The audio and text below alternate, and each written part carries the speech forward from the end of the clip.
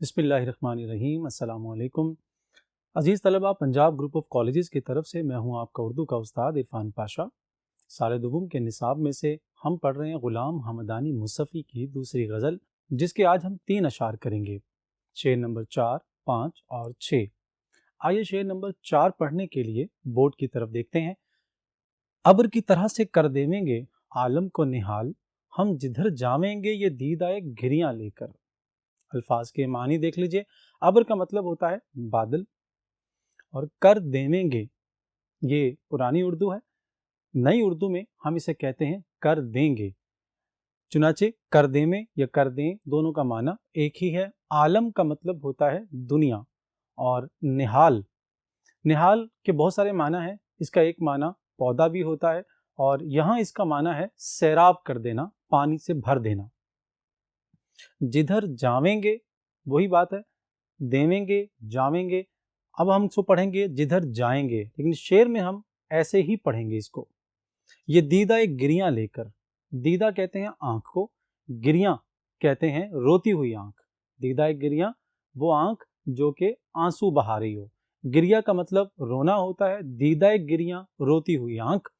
تو مطلب یہ ہوا کہ شاعر کہہ رہا ہے کہ ہم اگر اپنی روتی ہوئی آنکھ دنیا میں لے کر جائیں گے تو پوری دنیا کو پانی سے بھر دیں گے، جیسے کہ بادل جب برستا ہے تو وہ بھی پانی بھر دیتا ہے، دنیا کو نہال کر دیتا ہے۔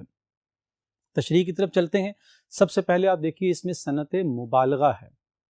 مبالغہ کا مطلب ہم پہلے پڑھ چکے ہیں، کسی بات کو بڑھا چڑھا کر بیان کرنا۔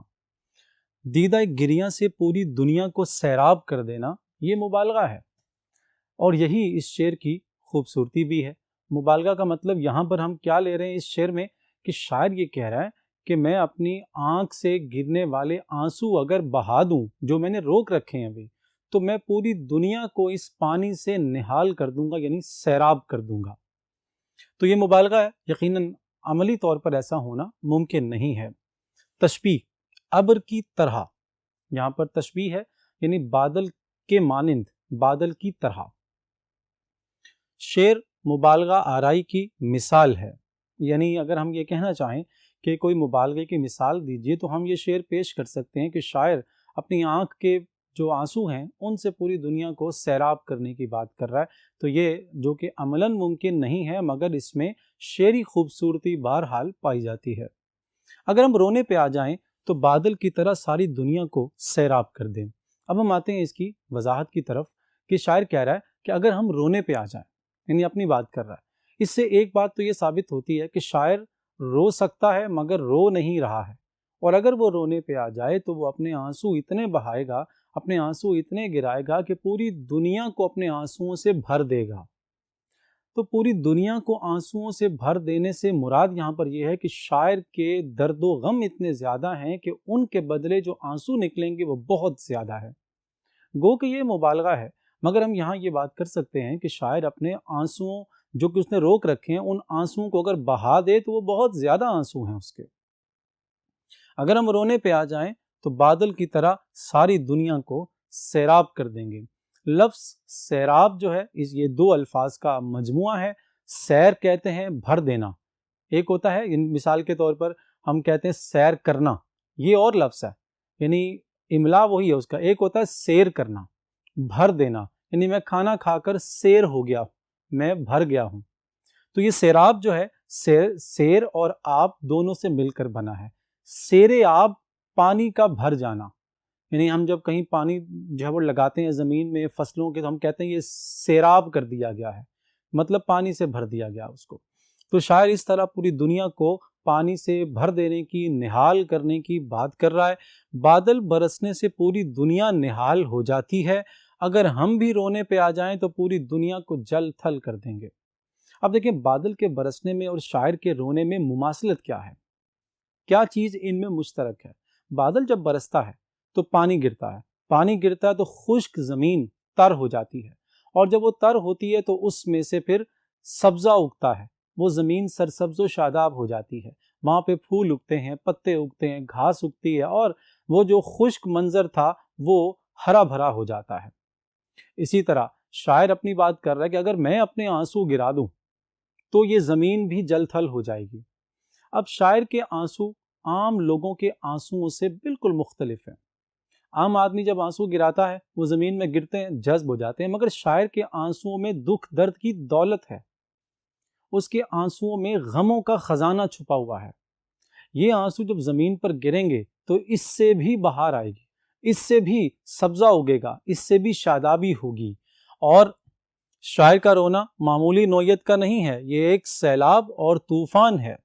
اب دوسرا پہلو یہ بھی ہے کہ اگر ابھی ہم بات کر رہے تھے کہ سبزہ اگے گا، شادابی ہوگی بادل کے برسنے کی طرح، لیکن دوسرا معنی یہ بھی ہے کہ شاعر کے آنسوؤں سے طوفان آ جائے گا، سیلاب آ جائے گا، اتنا پانی ہوگا کہ شاعر جب آنسو بہائے گا تو آنسو کے گرنے سے زمین جل تھل ہو جائے گی اور اس کے ساتھ وہ سب کچھ بہا کر لے جائے گی۔ پہلا جو بہنا ہے وہ تو شاعر کے غموں کا ہے، آنسو گرتے ہیں تو ساتھ میں غم بھی بہہ جاتے ہیں۔ اردو شاعری کی جو روایت ہے جس میں شاعر آنسو گراتا ہے درد و غم کی وجہ سے، اس میں ایک چیز جو کہ مانی جاتی ہے یا مسلم ہے وہ یہ کہ رب تعالیٰ نے جتنے دکھ انسان کو دیے ہوتے ہیں اسی کے ساتھ ساتھ اتنے ہی آنسو بھی دیے ہوتے ہیں، کہ تاکہ جب دکھ درد آئیں تو انسان اتنے آنسو گرائے اور دونوں چیزیں آپس میں برابر ہو جائیں اور درد دھل جائیں۔ جتنے آنسو گریں گے وہ غموں کو بہا کر دل سے لے جائیں گے اور دل ہلکا پھلکا ہو جائے گا۔ اب اگر ہم اس بات کو، اس فلسفے کو اس کے ساتھ ملائیں تو شاعر کے غم اتنے زیادہ ہیں، اسی حساب سے آنسو بھی اتنے ہی زیادہ ہیں، لہٰذا جب وہ آنسو گرائے گا تو ان آنسو کے گرنے سے طوفان آئیں گے، ان آنسو کے گرنے سے سیلاب آ جائیں گے اور جو سب کو بہا کر لے جائیں گے۔ جہاں شاعر کے غم بہیں گے وہیں پہ ساری دنیا بھی بہہ جائے گی۔ یہ عاشق کا رونا ہے، درد و غم کی وجہ سے شاعر بھرا ہوا ہے مگر آنسو روک رکھے ہیں۔ یہ عاشق کا رونا مطلب یہ کہ یہ عام آدمی کا رونا نہیں ہے۔ عاشق کو جو غم اور جو درد ملتے ہیں وہ عام آدمی کے غموں کے برابر کے نہیں ہوتے۔ عاشق کا درد، عاشق کا غم بہت بلند ہوتا ہے، بہت زیادہ ہوتا ہے، اس لیے اس کا رونا بھی بہت زیادہ ہوتا ہے۔ تو درد و غم کی وجہ سے شاعر بھرا ہوا ہے لیکن اپنے آنسو روک کر بیٹھا ہوا ہے، یعنی بظاہر لوگ اس کو خوش دیکھتے ہیں، بظاہر لوگ اس کو ہنستا ہوا دیکھتے ہیں، لیکن حقیقت یہ کہ شاعر جو بظاہر ہنس رہا ہے وہ اندر سے بھرا ہوا ہے۔ جیسے کہ کناروں سے پانی اندر اندر ہوتا ہے، ادھر کنارہ ٹوٹے گا تو ادھر سارا پانی بہہ جائے گا، تو شاعر نے اپنے آنکھوں کے کناروں کو روک رکھا ہے، ان کناروں سے پانی جو ہے اس نے اس کو سنبھال رکھا ہے۔ ادھر ذرا سا ایک غم ملا، ادھر ذرا سا کوئی کسی نے دل کے تار کو چھیڑ دیا تو شاعر کے آنسو جو ہے وہ جو کہ لبالب بھرے ہوئے ہیں وہ ایک دم سے بہہ جائیں گے اور ہر طرف طوفان آ جائے گا۔ آنسوؤں سے پوری دنیا میں طوفان آ جائیں گے۔ وہی بات جو ہم نے کی ہے کہ ایک تو اس سے طوفان سے مراد یہ ہے کہ پوری دنیا میں پانی ہی پانی جو ہے وہ ہو جائے گا۔ دوسری بات یہ ہے کہ شاعر اپنے غم دنیا میں جب بانٹ دے گا تو پوری دنیا اس کرب سے بلبلا اٹھے گی، یعنی شاعر کہتا ہے کہ میرے سارے غم میرے آنسوؤں میں شامل ہیں، وہ آنسوؤں کے ساتھ بہہ جائیں گے۔ اب یہ آنسو جب پوری دنیا کو ملیں گے تو پوری دنیا جو ہے اس درد و غم کی دولت سے لبریز ہو جائے گی، اور جس طرح سے میں جو تڑپتا تھا اندر ہی اندر، جس کا اظہار نہیں کرتا تھا، جب یہ لوگوں کو دکھ درد ملیں گے اور لوگ جب اپنے آپ میں نہیں رہیں گے اور وہ تڑپیں گے اور بلبلائیں گے اور کسمسائیں گے، تب دنیا کو پتہ چلے گا کہ یہ درد اکیلے جب مجھ میں تھا تو اس وقت میں نے اسے کیسے سنبھال رکھا تھا۔ آئیے اس کے حوالہ جات دیکھتے ہیں۔ بھلا اس ابر بارہ کو میری آنکھوں سے کیا نسبت، وہ برسوں میں کبھی برسے یہ برسوں سے برستی ہیں۔ یہ شعر دو طرح سے ہوتا ہے، زیادہ درست اسی طرح سے ہے۔ ایک یہ کہ مزہ برسات کا چاہو تو ان آنکھوں میں آ بیٹھو، وہ برسوں میں کبھی برسے یہ برسوں سے برستی ہیں، مگر زیادہ درست یہ ہے کہ بھلا اس ابر بارہ کو میری آنکھوں سے کیا نسبت، وہ برسوں میں کبھی برسے یہ برسوں سے برستی ہیں۔ مطلب ابر بارہ تو کبھی کبھی برستا ہے، سال میں چند مرتبہ برستا ہے، مگر یہ آنکھیں جو ہیں یہ برسوں سے برس رہی ہیں۔ اشک جب امڈے کسی بے کس کی آنکھوں سے ندیم، یوں لگا طوفان کی زد میں سمندر آ گیا۔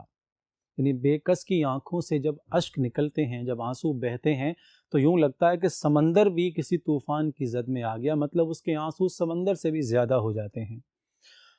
ذوق کا شعر ہے کہ ہم رونے پہ آ جائیں تو دریا ہی بہا دیں، شبنم کی طرح سے ہمیں رونا نہیں آتا۔ یعنی جب رونے پہ آئیں گے تو دریا بہا دیں گے، یہ جو شبنم کی طرح قطرہ قطرہ رونا ہے، ہمیں ایسا رونا نہیں آتا ہے۔ غالب ہمیں نہ چھیڑ کہ پھر جوش اشک سے بیٹھے ہیں تہیہ طوفاں کیے ہوئے۔ غالب کہتے ہیں کہ ہمیں مت چھیڑو، ورنہ جو اندر آنسو جو ہم نے سنبھال رکھے ہیں، جو تلے پڑے ہیں، ذرا سا کسی نے چھیڑا تو ایسا نہ ہو کہ ہم طوفان بہا دیں، ہم طوفان برپا کر دیں آنسوؤں کا۔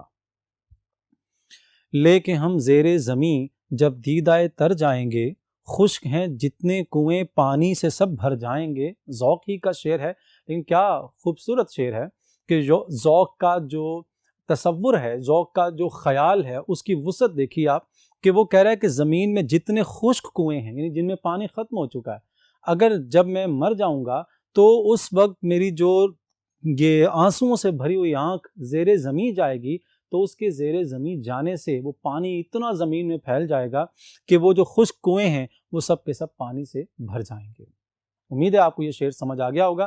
آئیے اگلے شعر کے لیے چلتے ہیں اگلے بورڈ پر۔ پھر گئی سوئے اسیران قفس باد صبا، خبر آمد ایام بہاراں لے کر۔ شعر ہے شعر نمبر 5، سوئے اسیران قفس۔ سو کا مطلب ہوتا ہے جانب، اسیران اسیر کی جمع ہے، مطلب قیدی، اور قفس، قفس کہتے ہیں پنجرے کو، یعنی پنجرے کے جو قیدی ہیں ان کی جانب، پنجرے کے قیدیوں کی جانب صبح کی ہوا گئی ہے، کیا کرنے؟ خبر آمد ایام بہاراں لے کر، یعنی کہ بہاروں کے دنوں کی خبر لے کر۔ ٹھیک ہے جی، تو مفہوم یہ ہوا کہ صبح کی ہوا قیدی پرندوں کو بہار کی آمد کی خبر دینے گئی ہے۔ اب اس کے تشریحی نکات دیکھتے ہیں۔ سب سے پہلے دیکھیں، سنت مراعۃ النظیر ہے، باد صبا اور ایام بہارا، یعنی بہاروں کے دن یعنی ایام بہارا اور باد صبا دونوں کا آپس میں ایک تعلق ہے، ایک نسبت ہے، اس کو ہم سنت مراعۃ النظیر کہتے ہیں۔ صبح کی ہوا قیدی پرندوں کو بہار کے آنے کی خبر دینے گئی ہے، یہ اس شعر کا مفہوم بھی ہے۔ مطلب یہ کہ جو بہار ہے وہ آ چکی ہے، تو اب جب وہ بہار آئی ہے تو بہار کے آنے سے پھول کھلے ہیں، پھولوں کے کھلنے سے جو خوشبو ہے وہ پھولوں سے آزاد ہو گئی ہے، اور خوشبو کے آزاد ہو جانے سے وہ ہوا میں شامل ہو گئی ہے۔ اب وہی ہوا چمن سے نکل کر ان پنجروں کی جانب گئی ہے، ان قفس کی جانب گئی ہے، وہ قفس جہاں پہ پرندے قید ہیں۔ اب وہ شاعر کہہ رہا ہے کہ یہ پھر سے ہوا ادھر گئی ہے اور پرندوں کو یہ خوشبو آ جائے گی اور وہ پتہ چل جائے گا انہیں کہ چمن میں بہار آ گئی ہے۔ اگر پھر گئی سے مراد لیا جائے کہ صبح کی ہوا دوبارہ گئی ہے تو یہ مایوسی اور غم کی بات ہے۔ یہاں پر یہ جو لفظ ہے پھر گئی، یہ ذو معنی استعمال ہو سکتا ہے۔ شاعر کہہ رہا ہے کہ پھر گئی، پھر گئی کا مطلب دوبارہ گئی، تو یہ جو دوبارہ گئی ہے یہاں سے ایک مایوسی کا بھی ایک عنصر جھلکتا ہے، مایوسی یا جو غم ہے اس کا ایک عنصر جھلکتا ہے اس میں۔ وہ اس طرح سے کہ شاعر کہہ رہا ہے کہ بہار کے آنے کی خبر تو ہر بار جاتی ہے مگر ان کی قید ختم نہیں ہو رہی، یعنی بہار پچھلے سال بھی آئی تھی تو یہ خبر گئی تھی، اب کہ پھر بہار آئی ہے تو باد صبا پھر یہ خبر لے کر ان پرندوں کے پاس گئی ہے، ان قیدیوں کے پاس گئی ہے، یعنی ان کے پاس بار بار یہ خبر جا رہی ہے مگر ان کو آزادی نہیں مل رہی ہے، ان کی قید ختم نہیں ہو رہی ہے، یعنی یہ کہ جاتی ہے مگر ان کی قید ختم نہیں ہو رہی۔ پرندوں کو اس خبر کے ملنے اور آزادی نہ ملنے کے باعث پہلے سے زیادہ اذیت ہوتی ہے، یعنی ایک تو وہ قید ہیں، اب جب وہ بھری بہار میں قید کر لیے گئے تھے، صیاد یعنی شکاری نے انہیں قید کر لیا تھا اور پنجروں میں ڈال کر چمن سے دور لے گیا تھا، تو وہ تڑپے ہوں گے، وہ روئے ہوں گے، وہ بلبلائے ہوں گے، انہوں نے تمنا کی ہوگی، انہوں نے خواہش کی ہوگی، آرزو کی ہوگی، مگر اب وہ خواہشات اور آرزویں حسرت بن گئی ہیں۔ یعنی یہ فطرت ہے جانداروں کی کہ وہ آہستہ آہستہ اپنے ماحول کے ساتھ جو ہے وہ اپنے آپ کو مطابق کر لیتے ہیں، ماحول سے مطابقت اختیار کر لیتے ہیں، جس کی وجہ سے شروع میں تو انہیں تکلیف ہوئی ہوگی لیکن پھر آہستہ آہستہ وہ اس کے عادی ہو گئے، اسی پنجرے کو انہوں نے اپنا گھر مان لیا۔ لیکن جب باد صبا جو خوشبوؤں سے بھری ہوئی ہے جب وہ ان پنجروں کے پاس آئے گی تو خوشبو سونگھ کر پرندے جان لیں گے کہ ہوا جو خبر لائی ہے وہ یہ کہ بہار آ گئی ہے۔ اس خبر کے پہنچتے ہی پرندے پھر سے تڑپنے لگیں گے، ان کی یادیں تازہ ہو جائیں گی، ان کے زخم پھر سے ہرے ہو جائیں گے۔ وہ جو انہوں نے اپنے آپ کو پنجرے کے مطابق بنا لیا تھا، اپنے ذہن کو اس بات کے لیے آمادہ کر لیا تھا کہ اب ہم یہیں پر قید رہیں گے اور چمن کی بہاریں پھر سے اپنی زندگی میں نہیں دیکھ سکیں گے، اب یہ بہار جو خبر لے کر آئی ہے، اس خبر کی وجہ سے انہیں دوبارہ سے چمن کی یاد آنے لگ گئی ہے، اور اب وہ تڑپیں گے۔ اور شاعر اسی بات پر فکر مند ہے کہ اب کیا بنے گا ان پرندوں کا جن کو یہ خبر ملے گی کہ ان کے چمن میں بہار لوٹ آئی ہے۔ صیاد پرندوں کو تو قید کر سکتا ہے مگر ہواؤں پر بند نہیں باندھ سکتا۔ یعنی صیاد نے پرندوں کو قید کرنا تھا، یہ اس کا اختیار تھا، وہ کر سکتا تھا، اس نے کر دیا، مگر وہ ہواؤں پر پابندی نہیں لگا سکتا، وہ ہواؤں کو پابند نہیں کر سکتا کہ وہ یہاں تک نہ آئے۔ ہوا تو آزاد ہے، اسے کوئی غلام بنا ہی نہیں سکتا، اسے کوئی قید کر ہی نہیں سکتا، اس کے لیے کوئی پنجرہ بنا ہی نہیں ہے، لہذا چمن سے چلنے والی ہوا کہاں کہاں جائے گی یہ کوئی نہیں بتا سکتا۔ تو شاعر کہتا ہے کہ اب جب وہ پرندوں کے پاس پہنچے گی تو پرندے تو تڑپیں گے، وہ تو روئیں گے، وہ تو اس بات پر جو ہے وہ بلبلائیں گے کہ ان پر کیا گزر رہی ہے، یعنی ان کو وہ جو سارے زخم ان کے وقت میں مندمل کیے تھے وہ سارے کے سارے پھر سے جو ہے وہ ہرے ہو جائیں گے۔ پرندوں کے قید ہونے اور اپنے آپ کو اس قید پر آمادہ کر لینے والے پرندوں کی حالت کچھ ایسی ہوتی ہے کہ قفس میں رہتے رہتے ہو گئی صیاد سے الفت، میں خود ہی نوچ لیتا ہوں جو میرے پر نکلتے ہیں۔ یہ جو عادت پڑ جاتی ہے انسان کو بھی اور اسی طرح پرندوں کو بھی، شاعر کہتا ہے کہ جب یہ خبر ملے گی تو یہ عادت ان کی پھر سے بدل جائے گی اور وہ پھر سے چمن اور چمن میں کھلنے والے پھول اور وہاں کی بہاریں اور خوشبوئیں اور وہاں کا سبزہ اور وہاں کی رعنائی یہ ان کو پھر سے ستائے گی اور ان کے سارے زخم تازہ ہو جائیں گے۔ اب یہاں پر ہم بات کرتے ہیں کہ اگر پھر گئی، یعنی یہ جو یہاں پر دو الفاظ ہیں پھر گئی سے مراد مڑ گئی لیا جائے تو اس کا مطلب امید اور خوشی کا لیا جا سکتا ہے۔ یعنی اگر ہم یہ کہیں کہ وہ پھر گئی ہے، یعنی چمن میں تھی، چمن سے پھر گئی، مطلب چمن سے مڑ گئی، کہاں؟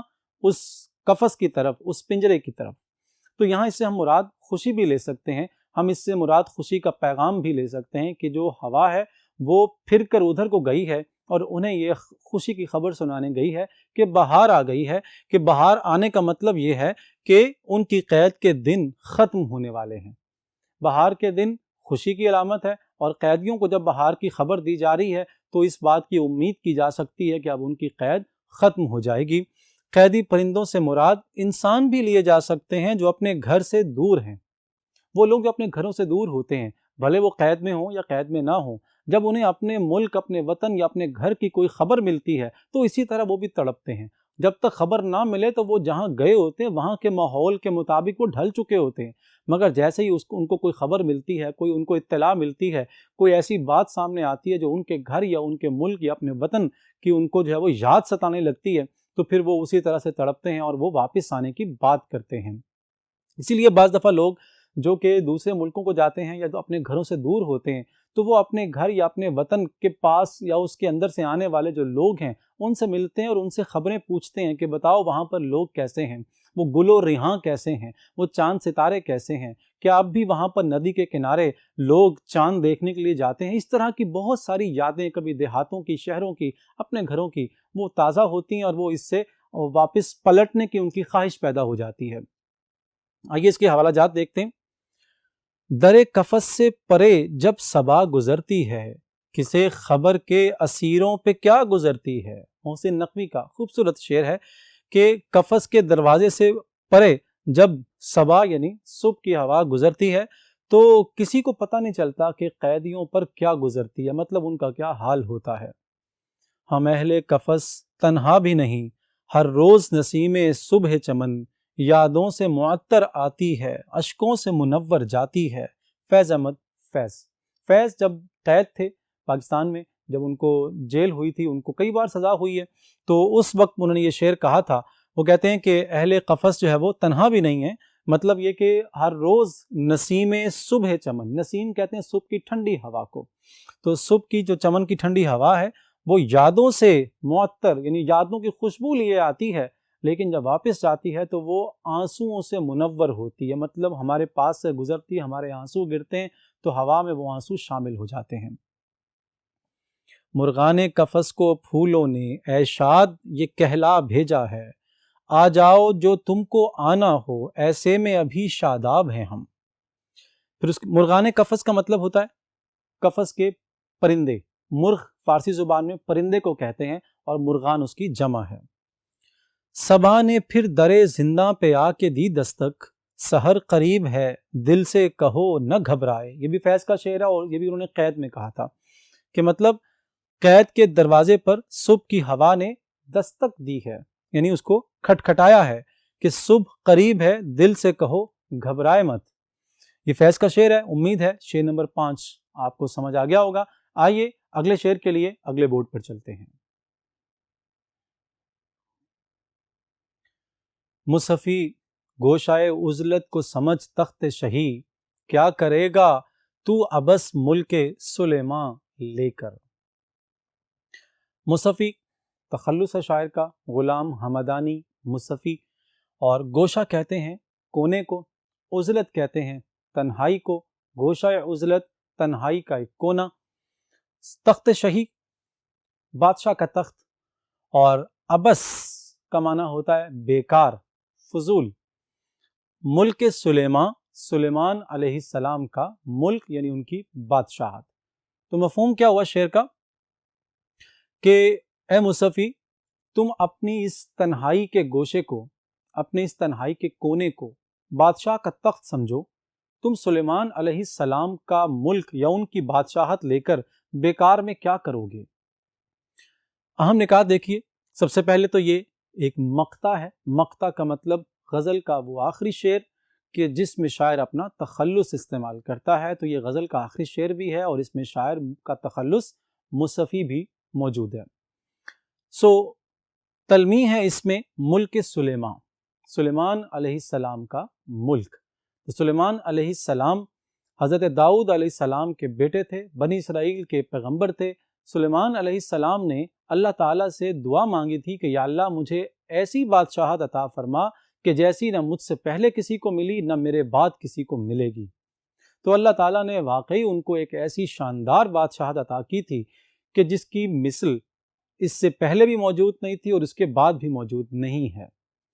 انہیں نہ صرف یہ کہ انسانوں پر بادشاہت حاصل تھی، بلکہ ان کی جو بادشاہت تھی وہ جنوں پر بھی تھی، ان کا حکم پرندوں پر، جانوروں پر، چیونٹیوں پر، مچھلیوں پر، پانیوں پر، ہواؤں پر، ہر چیز پر ان کی حکومت تھی۔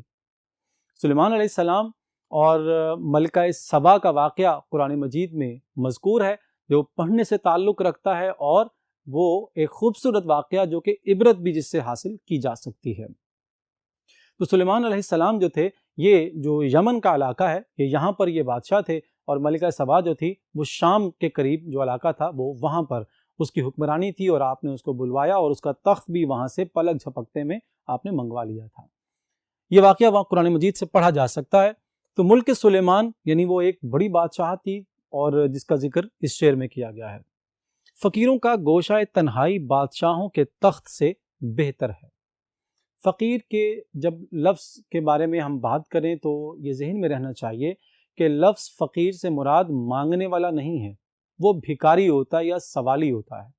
ہم جب فقیر لفظ کی بات کرتے ہیں تو یہ عربی لفظ ہے فقیر، جو کہ فقر سے بنا ہے، اور فقر کا مطلب ہوتا ہے بے نیازی۔ فقیر جو ہوتا ہے وہ شخص ہے جو دنیا سے بے نیاز ہوتا ہے، جس کو دنیا سے کوئی غرض نہیں ہوتی، جس کو کسی سے کوئی لینا دینا نہیں ہوتا، وہ اپنے آپ میں مگن اپنے رب سے اپنا تعلق جوڑے یہ زندگی کے دن گزار رہا ہوتا ہے۔ اسے اس بات سے کوئی سروکار نہیں ہوتا کہ دنیا میں کیا ہے اور کیا نہیں ہے، یا اسے کیا چاہیے اور کیا نہیں چاہیے۔ اس کی سب خواہشات ختم ہو چکی ہوتی ہیں۔ کوئی اس کے بارے میں کیا سوچتا ہے کیا نہیں سوچتا، اسے اس بات سے بھی کوئی سروکار نہیں ہوتا، اس لیے اسے فقیر کہتے ہیں، یعنی بے نیاز۔ تو فقیر جو ہوتا ہے وہ اس کا گوشہ تنہائی بادشاہوں کے تخت سے بہتر ہوتا ہے۔ فقیر اپنی تنہائی کا بادشاہ ہوتا ہے۔ مگر جو بادشاہ ملکوں کے ہوتے ہیں، ہم دیکھتے ہیں کہ بظاہر تو وہ با اختیار ہوتے ہیں، مگر وہ با اختیار نہیں ہوتے۔ بہت سی جگہوں پر انہیں شکست ہوتی ہے، وہ اپنے ہی نفس کے غلام ہوتے ہیں، وہ اپنے نفس اور اپنی خواہشات کے غلام ہوتے ہیں۔ بظاہر دکھنے والی ان کی بادشاہت بہت وسیع دکھائی دے رہی ہوتی ہے، لیکن حقیقت یہ ہے کہ وہ اپنی خواہشات ہی کے غلام ہیں، تبھی تو وہ بادشاہ ہیں، اور وہ اپنی بادشاہت کسی کو دینا بھی نہیں چاہتے۔ اور فقیر اپنا سب کچھ لٹا کر اپنی تنہائی اور اپنی بے نیازی کا ایک ایسا بے تاج بادشاہ ہوتا ہے کہ اس میں کوئی مخل نہیں ہو سکتا، اس میں کسی اور کا حکم نہیں چلتا ہے، اکیلا وہی حاکم ہے اپنی اس جو تنہائی اور جو گوشہ ہے اس کا، وہ اکیلا بادشاہ ہے۔ فقیر دنیا سے بے نیاز ہوتا ہے، ان کے پاس فکر و خیال کے نگار خانے ہوتے ہیں، خیال و سخن کے خزانے ہوتے ہیں۔ یعنی جو فقیر ہوتا ہے اس کے پاس فکر و خیال کے نگار خانے ہوتے ہیں۔ نگار خانے کہتے ہیں ایسی جگہ، ایسا کمرہ، ایسی جو وہ ایسا مقام جو کہ سجا ہوا ہوتا ہے، تو وہ فکر و خیال سے اپنے ارد گرد کو سجا لیتے ہیں، وہی ان کی سلطنت ہوتی ہے، وہی ان کی جو ہے وہ ریاست ہوتی ہے۔ یعنی فکر و خیال سے کیا مراد ہے؟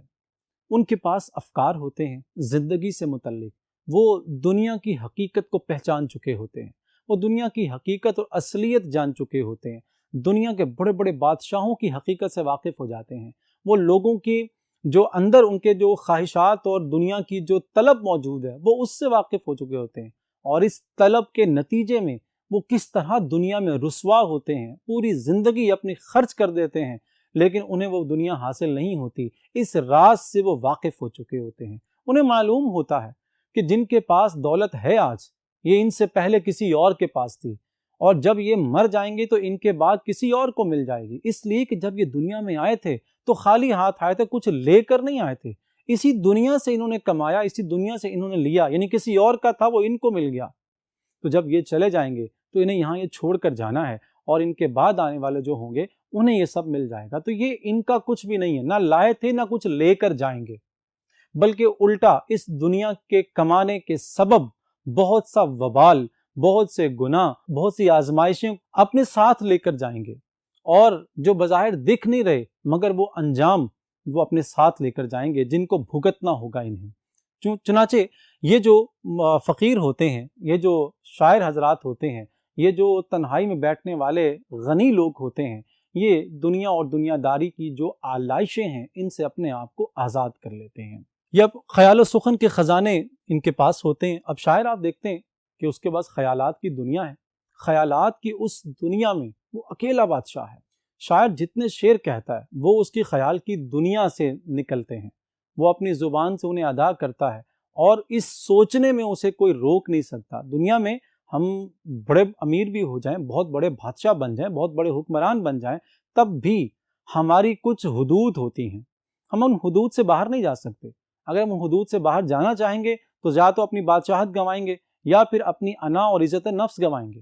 مگر جو فقیر یا جو شاعر ہے وہ اپنے خیالات کی دنیا کا ایسا بادشاہ ہے کہ اس میں وہ خیال کا پرندہ جہاں تک مرضی اڑا لے، وہ خیال کا پنچھی جہاں تک مرضی لے جائے، اس کی اتنی وسعت ہے کہ وہ کبھی ختم نہیں ہوتی، وہ کیسی بھی بات کر سکتا ہے، وہ کچھ بھی سوچ کر شعروں میں ڈھال سکتا ہے۔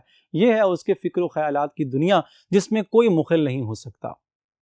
اپنی ذات میں ایک انجمن ہوتے ہیں، یعنی انہیں کسی محفل کی ضرورت نہیں، انہیں جب کہ محفل سجانے کی ضرورت ہوتی ہے وہ اپنے خیالات کی دنیا کا دروازہ کھولتے ہیں، اور ان کے سامنے افکار، خیالات، تصورات، الفاظ، حروف سب ان کے سامنے یوں ہاتھ باندھے کھڑے ہوتے ہیں، اور وہ جس کو بلانا چاہتے ہیں بلا لیتے ہیں، اپنے شعروں میں اس کو ڈھال کر ایک شعر بنا لیتے ہیں، اس سے جو ہے وہ ایک کلام جو ہے وہ بنا لیتے ہیں اپنا، اور جو بقیہ ہوتے ہیں انہیں بھیج دیتے ہیں، پھر جب ضرورت پڑتی ہے پھر ان کو بلا لیتے ہیں۔ یوں یہ تخت پہ بیٹھا ہوا وہ شاعر، وہ فقیر ہے جو کہ ایسی دنیا کا بادشاہ ہے جس دنیا میں وہ اکیلا، تنہا اور کسی کے مداخلت کے بغیر ایک بادشاہ ہے، ایک حاکم ہے، اسے دنیا کی بادشاہت کی ضرورت ہرگز نہیں ہے۔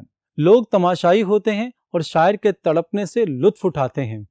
تو جو شاعر ہوتے ہیں وہ محفلوں اور ہنگاموں سے دور رہتے ہیں، یعنی دنیا کو تو ایک واقعہ چاہیے، ایک تماشا چاہیے، ایک سانحہ چاہیے۔ شاعر کے اندر درد ہوتا ہے، غم ہوتا ہے، اور وہ اس درد اور غم سے تڑپ رہا ہوتا ہے، اس کا تڑپنا دیکھ کر دنیا تماشائی بن جاتی ہے۔ اب اس دنیا کا تماشا بننے سے بہتر ہے کہ اپنی دنیا الگ بسا لی جائے۔ چنانچہ شاعر محفلوں کا حصہ نہیں بنتا، شاعر اپنی تنہائی کو ترجیح دیتا ہے، وہ مجلسوں سے دور رہتا ہے، وہ ہنگاموں سے دور رہتا ہے۔ حضرت سلیمان علیہ السلام کی بادشاہت انسانوں، ہواؤں، جانوروں، پانیوں، جنوں سبھی پر تھی، یعنی وہ سبھی کے بادشاہ تھے اور ان کا حکم اللہ کے حکم سے سب پر چلتا تھا۔ یہ ان کی دعا تھی کہ مجھے اے اللہ وہ بادشاہت عطا کر جو مجھ سے پہلے کبھی کسی کو نہیں ملی اور مجھ سے بعد کسی کو نہیں ملے گی۔ تو اللہ تعالیٰ نے واقعتاً ان کی دعا قبول کرتے ہوئے ایسی ہی بادشاہت ان کو دی تھی کہ جس کی مثال نہ اس سے پہلے ہے نہ اس کے بعد ہے۔ مگر شاعر کو ایسی بادشاہت سے اپنی تنہائی عزیز ہے۔ وہ کہتا ہے کہ یہ بیکار ہے، اتنی بڑی بادشاہت، اس طرح کی بادشاہت تم لے لو گے تو کیا کرو گے؟ تمہیں اپنی اس گوشہ نشینی پر فخر کرنا چاہیے، تمہیں اس بات کی خواہش نہیں رکھنی چاہیے کہ تمہیں دنیا چاہیے اور دنیا کا مال و منال چاہیے، بلکہ تمہیں یہ سوچنا چاہیے کہ تم جس تنہائی کے بادشاہ ہو وہاں پر تم اکیلے حاکم ہو، کوئی تمہارا شریک نہیں ہے، یہ سب سے بہتر ہے۔ چنانچہ تمہیں مزید خواہشات کر کے دنیا کی آلائشوں میں خود کو الجھانا نہیں چاہیے۔ آئیے حوالہ جات کی طرف چلتے ہیں۔ میں وہ آدم گزیدہ ہوں جو تنہائی کے صحرا میں خود اپنی چاپ سن کر لرزہ بر اندام ہو جائے، یعنی میں انسانوں سے اکتایا ہوا ایک ایسا انسان ہوں کہ جو تنہائی کے صحرا میں رہتا ہے، مگر اس صحرا میں اگر اپنی بھی چاپ سنائی دے جائے تو میں ڈر جاتا ہوں کہ شاید کوئی آ گیا ہے۔ تنہا سمجھ رہا ہے میرے دل کو چارہ گر، دنیا بسی ہے اس میں کسی کے خیال کی، یعنی میرے اس خیال کی دنیا میں جو ہے وہ بہت کچھ موجود ہے، کسی کا خیال ہے جس کی دنیا میں نے بسا رکھی، میں اسی میں جیتا ہوں، اسی میں خوش رہتا ہوں۔ ایک کھیل ہے اورنگ سلیماں میرے نزدیک، ایک بات ہے اعجاز مسیحا میرے آگے۔ غالب کا شعر ہے۔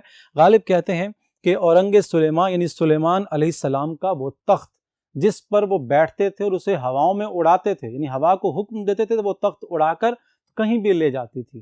کہتے ہیں غالب کہتے ہیں کہ یہ کھیل ہے میرے نزدیک، اور یہ جو اعجاز مسیحا ہے یعنی عیسیٰ علیہ السلام کا وہ معجزہ کہ جو مردوں کو زندہ کر دیتے تھے، بیماروں کو شفا دے دیتے تھے، جو کوڑی کا مریض ہوتا تھا اس پہ ہاتھ پھیرتے تھے اللہ کے حکم سے وہ ٹھیک ہو جایا کرتا تھا۔